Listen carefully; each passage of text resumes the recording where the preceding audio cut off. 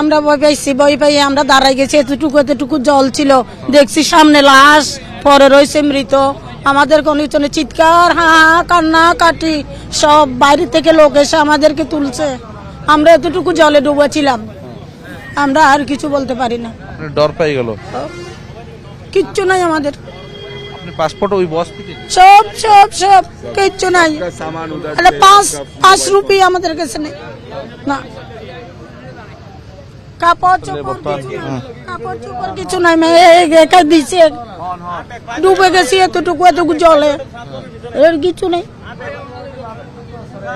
কাপড় চোপড় ব্যাগ, আমাদের টাকা পয়সা, চিকিৎসার জন্য আসছি আমরা বেঙ্গলে যাব, এখান থেকে 1,25,000 টাকা এই সব চলে গেছে, এগুলো 5 টাকাও নেই।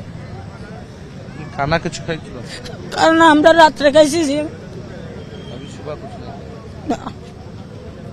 দেখুଛନ୍ତି କେତେ ଦୁଃଖ ଭରା କାହାଣୀ ଯେତେବେଳେ ମହିଳା ଜଣ କହୁଛନ୍ତି ତାଙ୍କର ପାସପୋର୍ଟ ଟଙ୍କା ପଇସା ସବୁ ସେ ବସ୍ ଭିତରେ ରହିଥିଲା, ଯେଉଁ ବସ୍ଟି ବର୍ତ୍ତମାନ କେନାଲରେ ଅଧା ବୁଡ଼ିକି ଥିଲା ରାତି ତମାମ।